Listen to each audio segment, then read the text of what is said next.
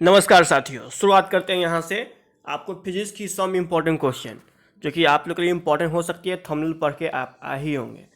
The electric dipole moment of an electric dipole made up to opposite charge having magnitude +3.2 into 10⁻⁻19 है और separated by a distance 2.4 into 10⁻10 metre second है। तो बताइए क्या होगा dipole moment. तो पता ही है आपको कि इसका एक फार्मूला होता है दोस्तों। यहाँ पर फार्मूला आप यूज कीजिए और काफ़ी आसानी से इसका आंसर निकल के आ जाएगा। तो इसका आंसर फ्रेंड्स हो जाएगा आपको बी नंबर। ठीक है, इसको निकाल के फ्रेंड्स आप खुद के भाई खुद देख लेना। तो शुरुआत करते हैं। पता ही आप लोग इसमें क्या किया जाता है, तो इसका बी नंबर आंसर होगा। बस इसको और इसको कर दीजिएगा डाइपोल मोमेंट, बस आपका आंसर बी निकल कर आ जाएगा दोस्तों। अब आते हैं कुछ इंपॉर्टेंट क्वेश्चन और इसी टाइप का क्वेश्चन आपको आएगी। 64 identical drops each of capacity 5 you have combined to form a big drop. What is the capacity of big drop. आपके सामने A B C D option पड़े हुए हैं। तो बिल्कुल दोस्तों ये भी उसी की तरह है। अगर आप यूज करते हैं फार्मूला तो यहाँ पर आपकी निकल के आ जाएगी आंसर। तो यहाँ पर इसका आंसर दोस्तों बी नंबर निकल के आएगा। अब आते हैं दोस्तों, kilowatt hour kWh is the unit of dash. Energy, power, torque या फोर्स क्या हो सकता है। kWh is the unit of क्या होता है। तो मैंने सब पढ़े हुए हैं। किलो वाट आवर का जो होता है वो एनर्जी के रूप में किया जाता है यूज। तो इसका ऐसा यूनिट आपको एनर्जी निकल के आ जाएगा फ्रेंड्स। और इसी तरह क्वेश्चन आपको आएगी यूनिवर्सिटी में। अब आते हैं यहाँ पर, the algebraic sum of all current meetings get at any point in an electrical circuit each dash. A B C D आपके सामने ऑप्शन दिए हुए हैं। तो इसका आंसर क्या होगा दोस्तों, इसका आंसर जीरो होगा। हाँ जी दोस्तों, बिल्कुल सही सुने, हमेशा जीरो ही होता है। जब भी algebraic sum of all current meeting मिलेगी एनी पॉइंट पर तो इलेक्ट्रिक इसका सर्किट जीरो होगा। अब आते हैं यहाँ पर next question, dimension of permeability is क्या होता है। यहाँ पर इसका डायमेंशन बताना है फ्रेंड्स। तो इसका आंसर दोस्तों बी निकल के आएगा। ठीक है, तो यहाँ पर आप देख लो MLT वाला। तो इसे पता ही कैसे निकलता है। आप लोगों ने 12th में या फिर 11th में इसका फॉर्मूला ही पढ़ा होगा, काफ़ी आसानी से चुटकी में कैसे निकाल दिया जाता है। ठीक है, तो आप जानते ही हैं। अब आते हैं, इंडिपेंडेंस ऑफ LR सर्किट क्या होती है। तो आप लोग पढ़े होंगे तो अच्छी बात है, नहीं पढ़े होंगे तो बता देता हूँ, इसका आंसर बी होगा। ठीक है, रूट अंडर में जाएगा। अब आते हैं next question, the direction of propagation of electromagnetic wave is dash. और आपके सामने A B C D option दिए हुए हैं। तो इसमें से कौन सा आंसर आपकी सही होगी फ्रेंड्स। इसका आंसर सी निकल जाएगा, पैरेलल टू बी मैग्नीट्यूड ई। साथ में आते हैं नेक्स्ट क्वेश्चन, वही सेम क्वेश्चन है। अब आते हैं नेक्स्ट क्वेश्चन 8 नंबर में, when A ray of light इंटर्स a glass. मैंने आपको कहा था कि यहाँ पर लाइट से भी फॉर्मूला, कुछ लेंस फॉर्मूला ही पढ़ के जाना, आप एग्जाम में इसी टाइप का क्वेश्चन आएगी। क्या होगा दोस्तों, इसमें ऑब्जेक्टिव टाइप क्वेश्चन ज़्यादा आएगी और आपको जो होगी न्यूमेरिकल क्वेश्चन थोड़ा कम आती है। इट्स वेव लेंथ क्या होगा। जब एक रे जाती है, लाइट इंटर करती है ग्लास में, तब उसका वेव लेंथ घटता है या बढ़ता है या फिर चेंज नहीं होता है। तो हमेशा दोस्तों वो घटता है। ठीक है, हमेशा डिक्रीज होता है। आगे आते हैं, the value of amplitude modulation index is always 0, 1 and infinite. इसमें से ऑप्शन कौन सा होगा। तो हमेशा दोस्तों एम्पलीट्यूड का जो वैल्यू होता है वो हमेशा 0 और 1 के बीच में पाया जाता है। ठीक है, 0.1, 0.2 इस तरह से। अब आते हैं बूलियन एक्सप्रेशन, यहाँ से नहीं, हाँ यहाँ से ही है, Boolean expression of NOR gate. आप एंड गेट, नॉर गेट तो जरूर पढ़े होंगे। तो बताइए क्या आंसर होगा। तो 10 का दोस्तों जो आंसर होगा फ्रेंड्स ऑब्जेक्ट टाइम में, वो आंसर आपको डी निकल के आ जाएगा। ठीक है, तो वो आपको डी हो जाएगा। हमेशा नॉट गेट का फॉर्मूला के अनुसार में लेंगे तो हमेशा आपको डी निकल के आ जाएगा। अब आगे आते हैं, the intensity of electric field of any point on the surface of A charge conductor is dash. तो हमेशा चार्ज कंडक्टर क्या होगी friend, the intensity of electric field वाली। तो इसका आंसर दोस्तों बी निकल के आ जाएगी। ठीक है, परपेंडिकुलर टू द सरफेस। हाँ जी दोस्तों, सबने सही सुना, बी निकल के आ जाएगी, परपेंडिकुलर टू द सरफेस। अब आगे आते हैं, permittivity of free space is dash. तो क्या इसका आंसर होगा। प्रिमिटिव पूछ रहा है इसका आंसर। तो इसका फ्री स्पेस का आप याद कर लीजिएगा, ये वाली होती है फ्रेंड्स। ये हमेशा आप इसका पावर, हमेशा कुछ चीज़ों का पावर हमेशा आप याद करके रखिएगा। ठीक है, आगे चलते हैं, power of electric circuit is dash. तो पावर ऑफ इलेक्ट्रिक सर्किट क्या होती है। तो ये तो मेरे ख्याल से दोस्तों आप लोग अच्छी तरह से पढ़ के रखे होंगे, V² बाई R होती है। अब आगे आते हैं दोस्तों, electron volt is the measure of dash. तो इलेक्ट्रॉन वोल्ट मेजर क्या होती है, किस में नापा जाता है? तो मैंने आपको ऊपर ही बताया था, एनर्जी के रूप में, जिसका भी एनर्जी निकल के आएगा। आप देखो यहाँ पर कुछ कुछ आपको लॉ के बारे में भी नॉलेज रहना चाहिए। लेंज लॉ क्या बताता है, किस चीज़ से संबंधित है? तो लेंज दोस्तों जो लॉ है, लेंज लॉ, वो आपको एनर्जी से संबंधित है। हाँ जी दोस्तों, आपने सही सुना, एनर्जी से संबंधित है। अब आगे आते हैं, the final image is astronomical telescope is dash. The final image is astronomical telescope is dash. कैसी थी फाइनल इमेज? तो भाई कैसी थी? तो वो आपको वर्चुअल एंड इन्वर्टेड थी। तो कुछ कुछ क्वेश्चन इंपॉर्टेंट है आपके लिए, तो आप इसमें ऑब्जेक्ट टाइप क्वेश्चन याद करते जाना और घर पर बैठकर तैयारी भी इसको अच्छे तरीके से करना।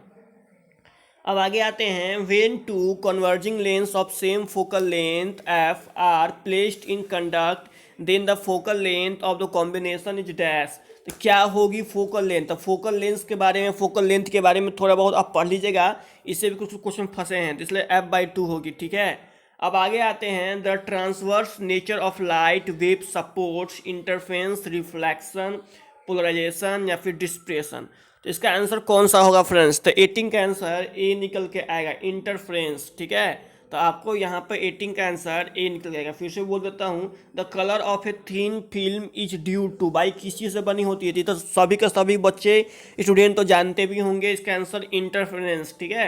The colour of thin film is due to interference. अब आगे आते हैं, if is the phase difference between H current and EMF। पता है, इसे फॉर्मूला आप जानते होंगे शायद। तो क्या होता है फाई का? तो then the value of power factor is tan phi cos 2 phi sin phi या cos phi।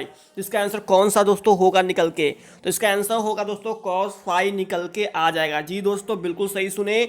मैं इसी तरह से आपको जो हूँ प्रैक्टिस सेट आपको 5-6 ला दूंगा, जिसके तहत में आप थोड़ा बहुत आइडिया लेकर, या फिर 12th का जो आप खरीदे होंगे कोई अभी टाइप का क्वेश्चन पेपर, उससे भी पढ़िएगा, तो एग्जाम में आगे पक्का कुछ ना कुछ आप फंसेगा। अब आगे आते हैं, unit of self induction is dash. क्या होती है यूनिट सेल्फ इंडक्शन की? तो इसका आंसर होगा हेनरी, ठीक है, हेनरी। अब आगे आते हैं दोस्तों, next question, the working of dynamo is based on the principle of dash. आपको A B C D नीचे दिए हुए हैं ऑप्शन, इसमें से कौन सा होगा दोस्तों? इसका आंसर होगा इलेक्ट्रोमैग्नेटिक इंडक्शन।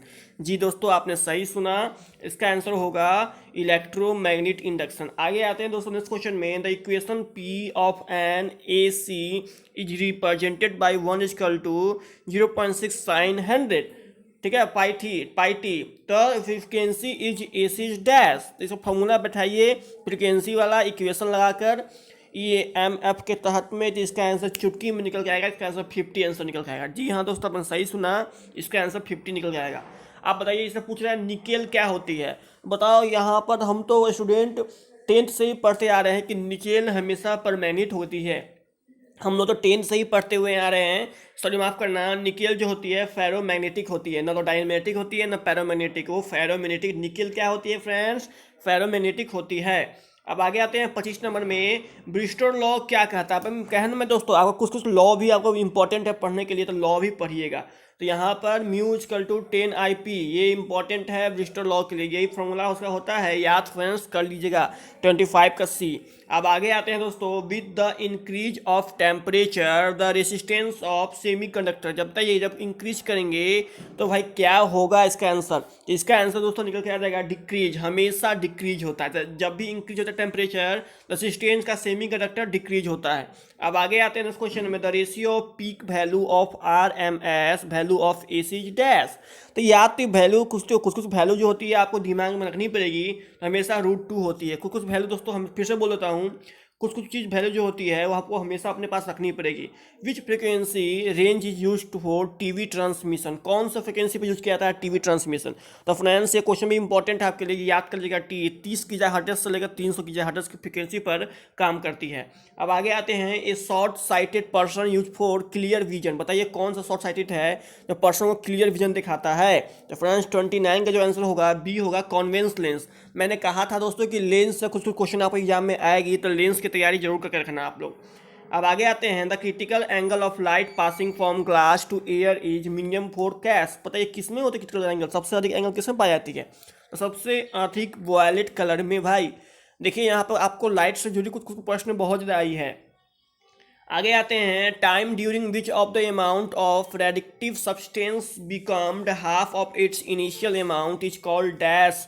तो फ्रेंड्स क्या होगी, इसका आंसर बी निकल जाएगा, ठीक है, हाफ लाइफ। क्या आएगा फ्रेंड्स, हाफ लाइफ। अब beta rays are deflected, beta rays किसी को डिफ्लेक्ट करती है फ्रेंड्स, तो इसका आंसर होगा D, in magnetic and electric field both, दोनों को बीटा रेज आपको जो है यहाँ पर डिफ्लेक्टेड करती है। आप पता ही है अल्फा बीटा गामा में गामा सबसे खतरनाक किरण है। अब आगे आते हैं, the height of a TV transmission tower at any place on the surface of the earth 245 metre, the maximum distance up to which transmission of tower will reach is, कितना जाएगा।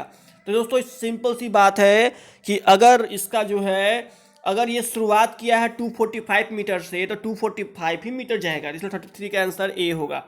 ये तो कोई लॉजिक वाली बात थी। Minimum number of capacitor of 2 mu F which required to obtain a capacitance of 5 F will be dash. तो जब 5 जाएगी फ्रेंड्स, तो इसका आंसर भी 5 3 निकल के आ जाएगा। इसको दोस्तों मिला दो, घटा दो, आ जाएगा आंसर। अब आगे आते हैं, the energy of electromagnet radiation is 13.2 kilowatt, the radiation is related to which region of spectrum. तो क्वेश्चन आंसर क्या होगा, इसका आंसर दोस्तों एक्सरे। जब भी ऐसा किरण निकल के आए EKEV के तहत में हमेशा एक्सरे किरण होता है। तो बस यार आज के वीडियो में इतना ही। आपको जो हूँ दोस्तों इसका आंसर शीट के साथ में मैं ग्रुप में इसको मैं भेज दिया हूँ, आपको इसका PDF जाकर देख लेना, खुद से पढ़ लेना। अब मैं आपको ये नहीं बोलूँगा दोस्तों कि यही पढ़ के आप एग्जाम निकाल लो, अपने से खुद से भी तैयारी करो, क्योंकि खुद से तैयारी करना इंपॉर्टेंट है। मैं इसी तरह से 4-5 आपको मॉडल सेट लाकर दे दूंगा, जिसके तहत में आप लोग की थोड़ी बहुत प्रिपरेशन बनी रहेगी। ये बस टाइप की है, इस टाइप की आ सकती है।